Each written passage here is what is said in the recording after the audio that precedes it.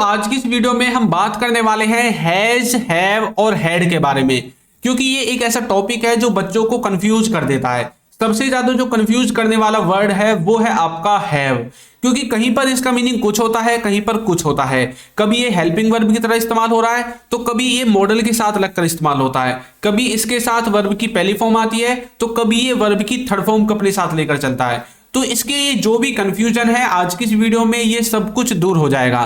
तो देखिए, सबसे पहले मैंने एक मॉडल के साथ हैव का इस्तेमाल देखा है और वो है वुड। वुड के साथ यदि हम हैव को लगाते हैं तो यहां पर इसके ना दो तरह के सेंटेंसेस बन सकते हैं। देखिए, दोनों का सेंस तो सेम होगा, लेकिन लिखने में आपको दो तरह से दिखेंगे। जैसे कि काम कर लिया होगा या फिर काम कर चुका होगा।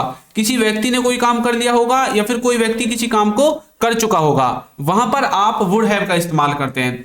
अब इसके सेंटेंस को बनाने का जो फॉर्मूला है, जो स्ट्रक्चर है, उसमें आपको सबसे पहले सब्जेक्ट लिखना है, फिर आपको लिखना है वुड हैव, उसके बाद वर्ब की थर्ड फॉर्म और फिर ऑब्जेक्ट। एक बात आपको याद रखनी है, जब भी किसी मॉडल वर्ब के बाद हैव आए तो उसके बाद यदि आपको वर्ब लगानी पड़ जाए तो हमेशा उसकी थर्ड फॉर्म लगेगी। ये बात आपको याद रखनी है हमेशा। जैसे कि उन्होंने टीवी देख लिया होगा, तो बोल सकते हैं they would have watched TV. अब यहां पर दे आपका सब्जेक्ट है, वुड के साथ हैव हमने लिख दिया है और देखने को कहते हैं वॉच, तो वॉच की थर्ड फॉर्म वॉच्ड हमने लगा दी है और ऑब्जेक्ट को लिखते हैं TV. They would have watched TV, उन्होंने टीवी देख लिया होगा। वो पढ़ लिया होगा, वो पढ़ लिया होगा, तो बोल सकते हैं he would have studied, he would have studied, वो पढ़ लिया होगा या फिर वो पढ़ चुका होगा। पढ़ लिया होगा या पढ़ चुका होगा, दोनों का मतलब एक ही है ना। उन्होंने टीवी देख लिया होगा या फिर वो टीवी देख चुके होंगे, मतलब तो एक ही है ना कि टीवी देखने का काम हो गया है। नेक्स्ट है वह जा चुका होगा, तो बोल सकते हैं he would have gone, he would have gone, वह जा चुका होगा, तो गो की थर्ड फॉर्म यहां पर लिख दिए, यहां पर स्टडी की थर्ड फॉर्म हमने लिख दिया स्टडीड। ठीक है, तो इस तरह से आप वुड हैव का इस्तेमाल कर सकते हैं।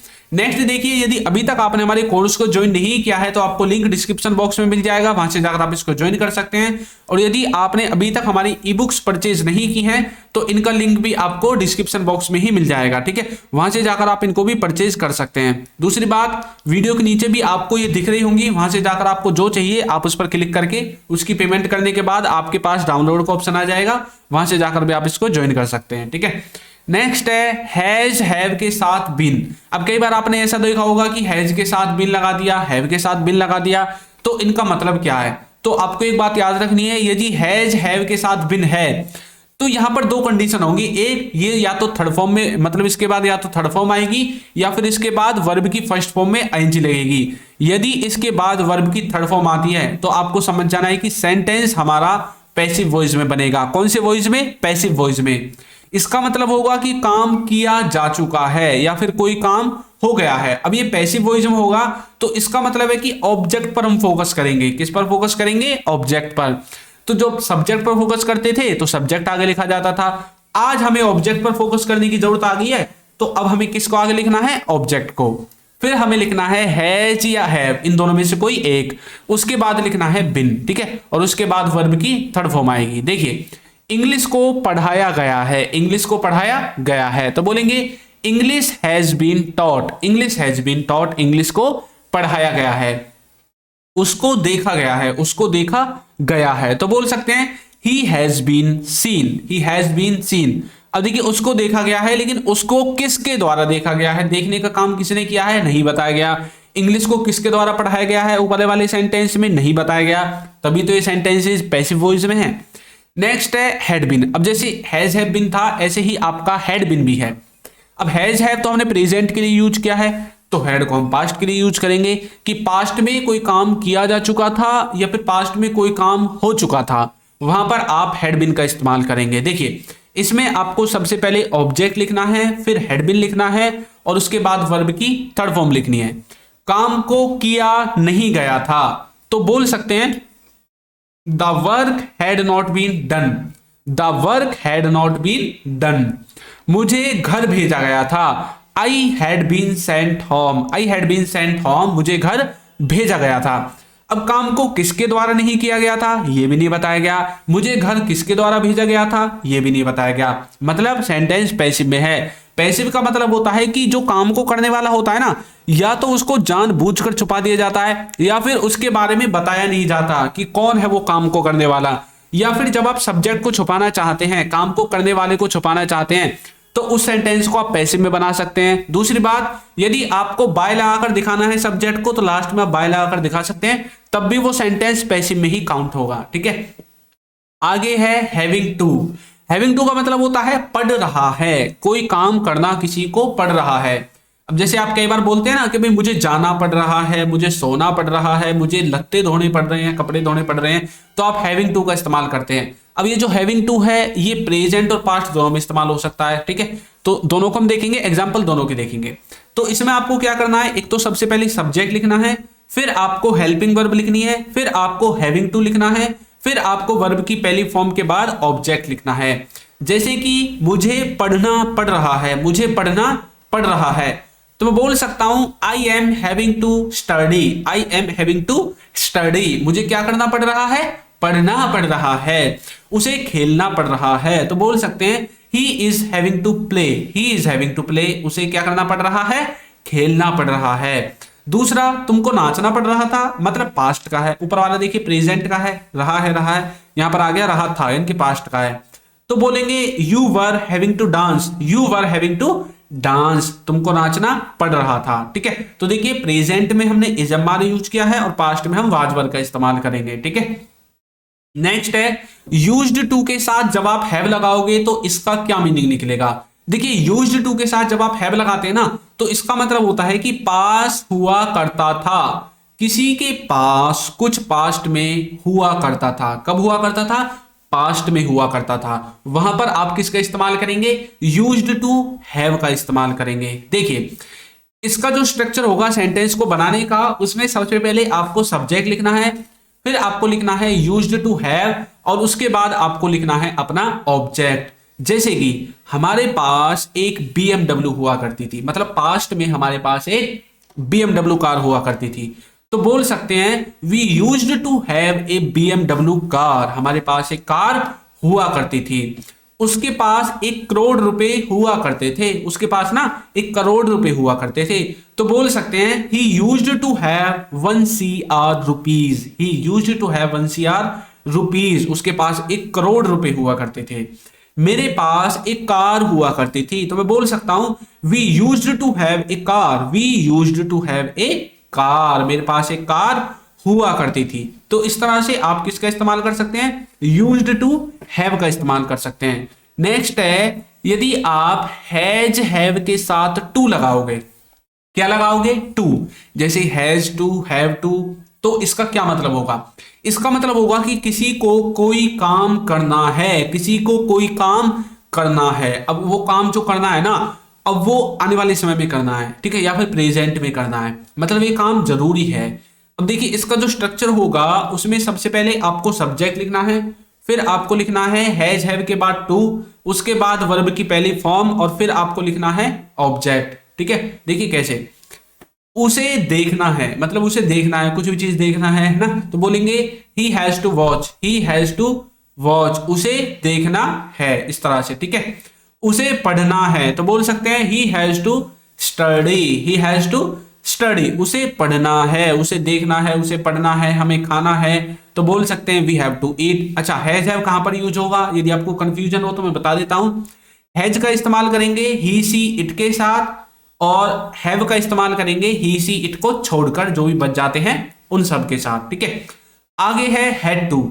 हैड टू का मतलब होता है काम करना पड़ा या फिर काम करना पड़ता था, कोई काम किसी व्यक्ति को करना पड़ा या कोई काम किसी व्यक्ति को करना पड़ता था, वहां पर आप हैड टू का इस्तेमाल करेंगे। स्ट्रक्चर में सबसे पहले सब्जेक्ट आएगा, फिर हैड टू आएगा, वर्ब की पहली फॉर्म आएगी और फिर ऑब्जेक्ट आएगा। जैसे कि मुझे जाना पड़ा, तो मैं बोल सकता हूं I had to go, I had to go, उसे खेलना पड़ता था, तो बोल सकते हैं he had to play, he had to play, उसे खेलना पड़ता था। तो इसी तरह से आप हैड टू का इस्तेमाल कर सकते हैं, किसी को कोई काम करना पड़ा या किसी को कोई काम करना पड़ता था। नेक्स्ट है यदि हम कुड के साथ हैव लगाएं। जब आप कुड के साथ हैव लगाते हैं तो इसका मतलब होता है कि आप किसी काम को कर सकते थे पास्ट में, या फिर आपके पास कुछ हो सकता था पास्ट में। ये दोनों ही चीजों में आप कुड के साथ हैव लगा सकते हैं कि आप किसी काम को कर सकते थे और आपके पास कुछ हो सकता था। देखिए कैसे इसका जो स्ट्रक्चर होगा, जब आप किसी काम को कर सकते थे तो उसके स्ट्रक्चर में आपको सबसे पहले सब्जेक्ट लगाना है, फिर आपको लगाना है कुड हैव, और उसके बाद कौन सी फॉर्म आएगी, वर्ब की तीसरी फॉर्म आएगी यानी कि थर्ड फॉर्म। फिर आपको ऑब्जेक्ट का इस्तेमाल करना है। जैसे कि तुम वहां जा सकते थे तो बोल सकते हैं you could have gone there, you could have gone there. वो खेल सकता था, he could have played, he could have played, वो खेल सकता था। हम लोग खा सकते थे, वी कुड हैव ईटन। अच्छा, ये जितनी भी काम है ना जो मैं आपको बता रहा हूं, ये ऐसे काम है जिनको आप पास्ट में कर सकते थे परंतु आपने इन कामों को किया नहीं। अब आप प्रेजेंट में खड़े होकर सोच रहे हैं यार मैंने ये काम कर सकता था, यार तुम ना वहां जा सकते थे, पता नहीं तुम क्यों नहीं गए, तुम ना खेल सकते थे, वो ना खेल सकता था, हम लोग ना खा सकते थे, हमें भूख लग रही थी परंतु तुमने मना कर दिया। मतलब आप किसी काम को कर सकते थे पास्ट में लेकिन आपने वो काम नहीं किया। अब आप प्रेजेंट में खड़े होकर पछता रहे हैं, उसके बारे में सोच रहे हैं, रिग्रेट कर रहे हैं कि यार हमने ऐसा कर सकते थे। नेक्स्ट है, जब आप कुड हैव के बाद डायरेक्ट ऑब्जेक्ट लगा दोगे या फिर उस वस्तु का नाम लिखोगे जो वस्तु आपके पास हो सकती थी, तो तब आपका सेंस निकलेगा कि आपके पास कोई वस्तु पास्ट में हो सकती थी। जैसे कि तुम्हारे पास लैपटॉप हो सकता था तो बोल सकते हैं you could have A laptop, you could have A laptop, तुम्हारे पास एक लैपटॉप हो सकता था। हमारे पास एक किताब हो सकती थी, we could have a book, we could have a book, हमारे पास एक किताब हो सकती थी। उनके पास पैसे हो सकते थे, they could have money, they could have money. मतलब ये जो चीजें हैं ना ये आपके पास हो सकती थी। अच्छा देखिए, पीछे लैपटॉप लिखा हुआ है तो मतलब लैपटॉप हो सकता था, बुक लिखा हुआ है तो बुक हो सकती थी, मनी लिखा हुआ है तो मतलब मनी हो सकती थी। मतलब जो भी चीज आपके पास हो सकती थी उसको आपको इस स्ट्रक्चर के बाद लिख देना है ना, ये बात आपको याद रखनी है। लास्ट में सिर्फ उस वस्तु को नाम ही तो चेंज करना है, बाकी आप सब कुछ अपना आप बना लोगे, किसी के पास कुछ हो सकता था। अब नेक्स्ट है हमारा हेड। अच्छा, ये जो हेड है ना इसके पहचानने के जो रूल है, इसके पहचानने का जो तरीका है वो ये रहेगा कि जब भी आपको हिंदी वाक्य के लास्ट में चुका था, गया था, ली थी, दी थी, इस तरह के वर्ड्स मिलते हैं तो समझ जाना है कि सेंटेंस किसके द्वारा बनेगा, हेड के द्वारा बनेगा। और हेड कहां पर यूज होता है, पास्ट के परफेक्ट में। स्ट्रक्चर में सबसे पहले सब्जेक्ट आएगा, फिर हेड आएगा, वर्ब की थर्ड फॉर्म आएगी और फिर ऑब्जेक्ट आएगा। वह आ चुका था तो बोल सकते हैं he had come, he had come. मैं जा चुका था तो बोल सकते हैं I had gone, I had gone, उसने खा लिया था तो बोल सकते हैं she had eaten, she had eaten. तो किसी ने कोई काम कर लिया था, वहां पर आप किसका इस्तेमाल करेंगे, हेड का इस्तेमाल करेंगे। ठीक है, नेक्स्ट है शुड के साथ हैव, शुड के साथ हैव। तो इसका मतलब होगा कि किसी को कुछ करना चाहिए था, किसी को कोई काम करना चाहिए था, वहां पर आप शुड के साथ हैव लगा सकते हैं। या किसी के पास कुछ होना चाहिए, प्रेजेंट में किसी के पास कुछ होना चाहिए, वहां पर भी आप शुड के साथ हैव लगा सकते हैं। अब ये जो करना चाहिए था ना इसमें तो आपकी लगेगी वर्ब, और जो पास होना चाहिए था इसमें आपकी वर्ब नहीं लगेगी, ये बात आपको याद रखनी है। अच्छा, ऊपर वाला देखिए, करना चाहिए था, ये सेंस दे रहा है पास्ट का कि पास्ट में किसी को कुछ करना चाहिए था, और जो नीचे वाला है पास होना चाहिए, ये सेंस दे रहा है प्रेजेंट का कि प्रेजेंट में किसी के पास कुछ होना चाहिए। अब देखिए हम वर्ब वाले को देखेंगे पहले, मतलब किसी को कुछ करना चाहिए था। जैसे कि तुम्हें जाना चाहिए था, तुम्हें जाना चाहिए था तो बोल सकते हैं you should have gone, you should have gone.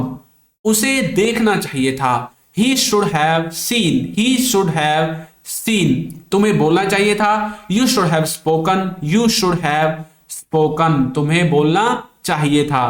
तो किसी को कुछ करना चाहिए था, वहां पर आप शुड हैव का इस्तेमाल करेंगे और उसके बाद लिखेंगे वर्ब की थर्ड फॉर्म। अब ये जितने भी काम है ना आप किसी को बोल रहे हैं, जैसे कि मान लीजिए कोई व्यक्ति कहीं पर नहीं गया कल या परसों जब भी था, अब वो आपसे पूछ रहा है मुझे जाना चाहिए था नहीं जाना चाहिए था, आपने बोला तुम्हें जाना चाहिए था, मतलब तुम गए नहीं। यू शुड हैव गॉन है ना, उसे देखना चाहिए था, मतलब उसने देखा नहीं। ही शुड हैव सीन, तुम्हें बोलना चाहिए था, मतलब तुमने बोला नहीं। यू शुड हैव स्पोकन, इस तरह से।